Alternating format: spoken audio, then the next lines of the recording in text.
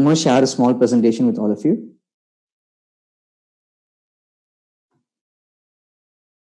So this is where technology has gone to, if you ask me. So an adult shows a kid a floppy. The kid thinks it is a 3D printed object. An adult doesn't know what 3D printing is. That is where the divide is coming from. So the kid does not know the save icon on his system was inspired from a floppy. And the adult does not know that floppy a child would never seen. That is where the world has gone to. So I'm the last person of this generation, who have actually used a floppy to save a file. And now we have gone so ahead that we're downloading and streaming in GBs. That is where we have evolved to. Embracing that, we need to understand how this technology and evolution in the school system is going to help us to make sure that we achieve our purpose in ensuring that children achieve what they want to. So this is a picture from late 1800s, early 1900s, Britishers in India. It was once upon a time. But now we have technology everywhere, air, be it land, be it water, the food we eat, the dress we wear, the cars we drive, the houses we live in, operations, even they are being made by doctors, are now robots. So we now come to a point where, we're going to say that technology, robotics, and man are going to coexist. Now we need to see how we empower children in a world which all of us agree is going to have technology as part of it. So all the speakers before have shared how the system of Gurukulas has been. So we've come from this point, and now we're at this point. So where there was coherence, or where there was interaction, where there was group-based learning, we have come to a point where it is 1% teachers, the children listen, and the kind of involvement, or the kind of where children do something together is being minimized over time. So PT should not be a period. It should be something they should do on a daily basis. So an interaction, a group-based learning is something that's being lost. And then we thought, okay, let's do something very modern. Let's make team building skills, soft skills, because everyone understood that just by knowing stuff, it makes no difference unless you're going to bond and work as a team. So some fancy spaces came up. But like all educators before have shared, everything has its own benefit. So a system like the Gurukulas, a system where individual learning also has to happen, a system where collaboration has to happen, if everything comes together, that is the past, the present, and the future. If everything happens together, then we can move towards what we look for, a system which encourages the 21st century skills. And that is where we're able to do something in that space. I'm just going to share what we did, and I'd love to have your inputs on that. So I'm from Do It Yourself Academy. Like Lata Ma'am has already shared, we are into technology-based education for children. So this is something which we did.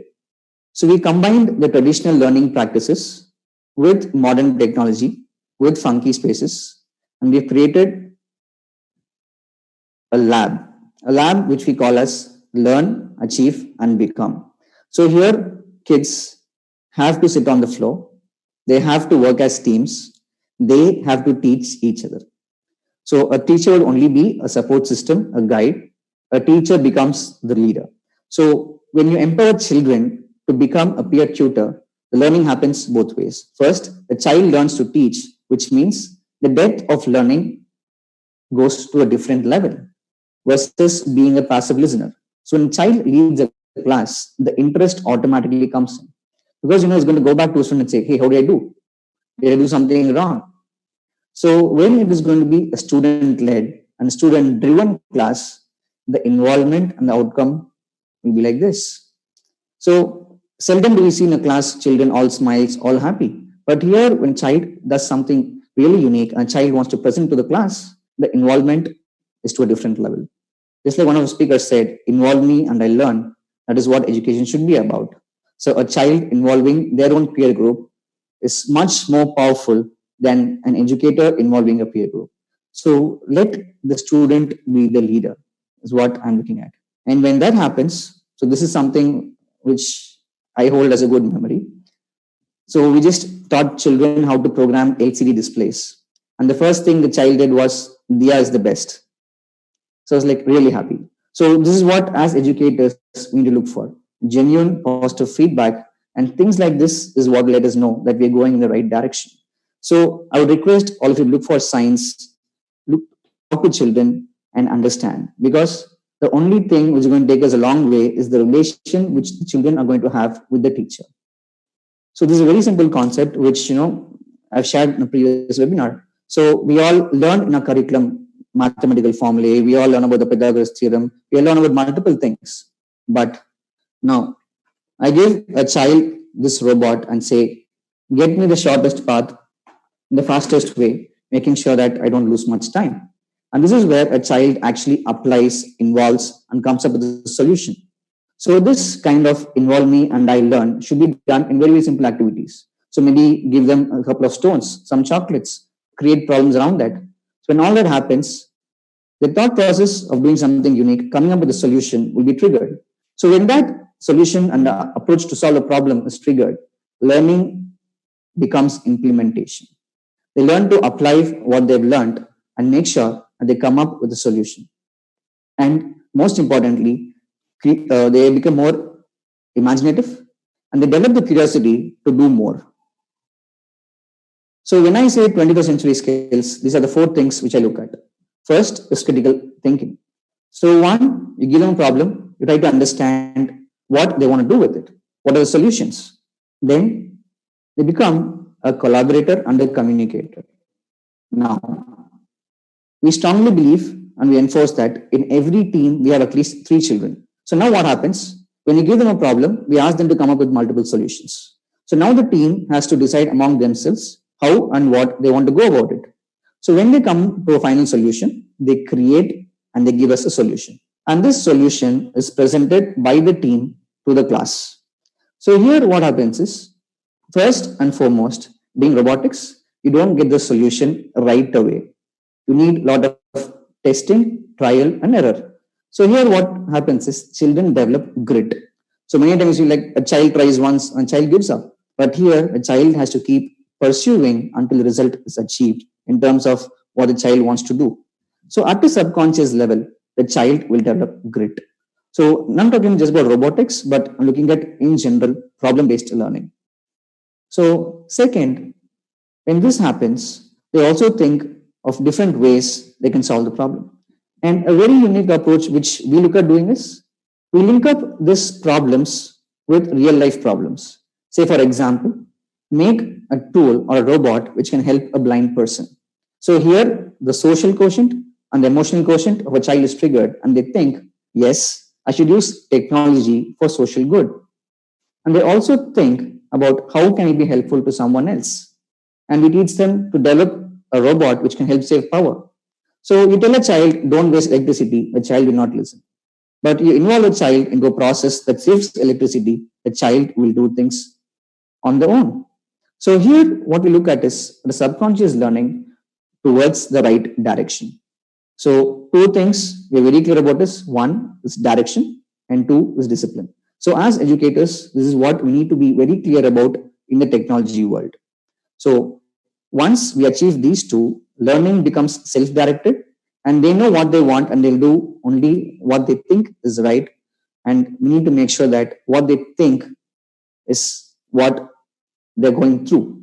So here, let's say they want to do something and I take them in some other direction, the child is not going to focus. So allow the child to decide what problem they want to solve. Let the child come up with the problem. So then the solution is going to be coming from a community of children. The community is going to become a future leader community to solve problems. So why all this? So if somebody asks me whether is technology really required, so is just not computer science enough? So this is the opportunity just in India. So technology jobs are skyrocketing and the info, the top jobs and all that, a lot of data. But to sum up this slide in a simple sentence, yes, technology is here, technology is going to stay, we have to adapt, we have to learn and we have to grow, and only then the jobs and the careers of future are going to welcome us.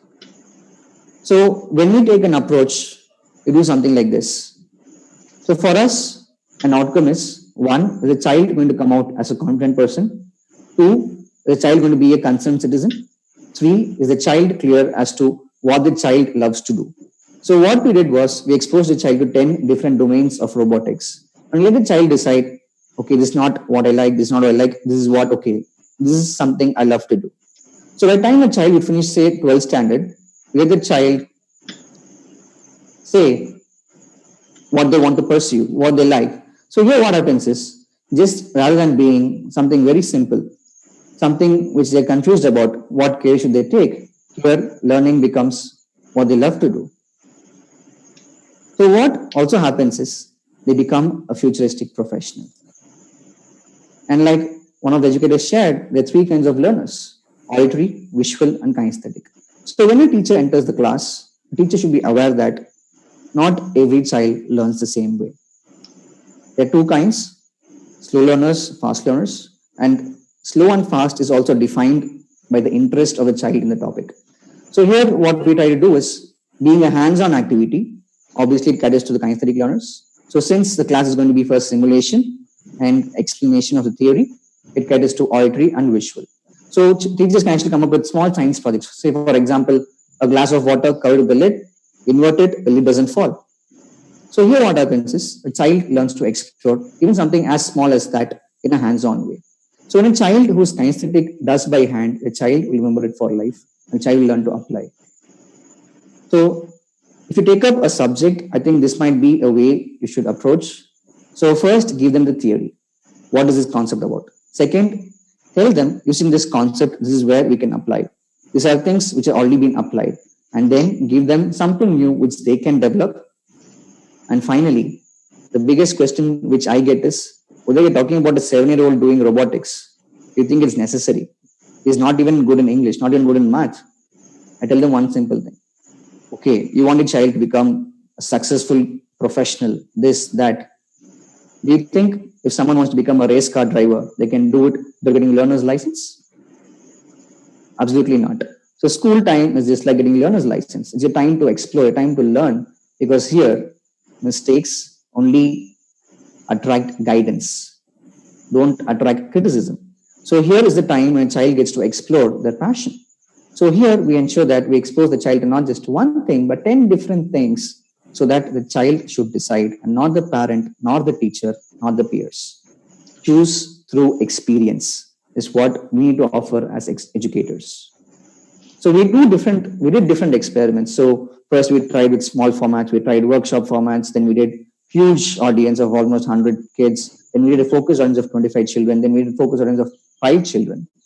So the one common observation which I could tell is connectivity. If a child is connected to what you're talking about, it doesn't matter if you're talking to 100 children or just one child, you're going to have a child's attention. So by using technology, what I'm going to say is, technology should become a support system, definitely. But the teacher should be the primary system. So when we try to confuse a primary system with a support system, the fun in learning is lost. Got it. So to all the wonderful audience here, while looking at this picture, just type 2 words that come to your mind. I'll look at this picture and type 2 words that come to your mind.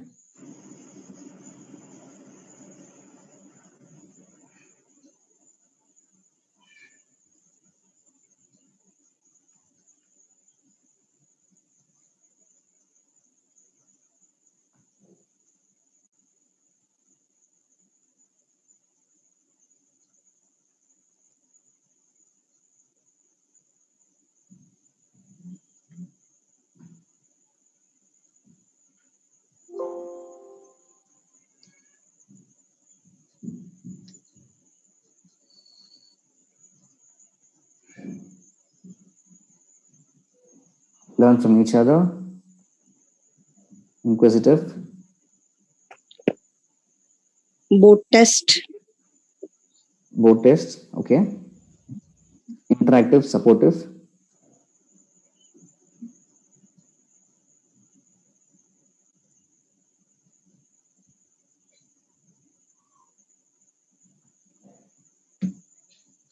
Now, would you all agree if I told you that there is an emotion that is involved here? Right? You will agree that there's an emotion here. So here, the teacher wants the child to succeed. The child is trying to learn something new. Correct? So a teacher brings an emotion to the class, brings that personal connectivity, brings that understanding. And the teacher's purpose is very, very simple. The teacher wants the child to succeed. So an emotional well-being for the child is what a teacher wants. Now, when we go towards technology, technology becomes a tool. Teaching is an emotion, technology is a tool. So when you just try to go full tool and no emotion, then man becomes machine. And this is where all your emotional quotient, everything has to come in. So we need to work out towards a way where the emotion and the tool come to the classroom together, and the teacher uses the tool to do something really inspiring, something to involve the child in a hands-on way. So technology as a tool should be utilized more. And end of the day, a great teacher is someone who's going to stand by you, take your hand, and make sure that you love what you're going to learn. So this can be done only by a teacher, and not even the best technology in the world can replace a wonderful teacher. So as educationists, as technology entrepreneurs, we need to make sure that we put a very user-friendly tool in the hands of the greatest person, a teacher, so that a child's life is shaped in a wonderful manner. And this is exactly what we do. So we make the teacher as a guide, as a mentor, and we let children explore. So we make sure the emotion and the tool work hand in hand. And when that happens, we have children as early as 9 and 10 making their own YouTube channels, presenting robots on YouTube, inspiring their own community. And we even inspire children to come up with solutions. So this child made a smart dustbin and won national level first place. So the idea was to make sure they're socially conscious and do something for society, the technology they learn. Wonderful. And it happens everywhere. So this is something which I really love. So people think that from a arts and science college, people might not do anything about robotics, but it is all about the drive and the passion. So these are girls with no coding or technology background, but they build a humanoid with such complex structure in a span of 6 months. So anything is possible if only the support and the tools are given to the children. These are some of the awards we won. Wonderful. Thank you so much, Mr. Uday Shankar. It was very nice to understand and learn what DI is doing, as well as how the process or the creativity will definitely help bloom all our student folks and the teachers and the educators, basically. Sure, ma'am. Thank you so much. We have to keep ourselves updated to make the child a genius to face the competitive world. Correct? Perfect. Rightly said.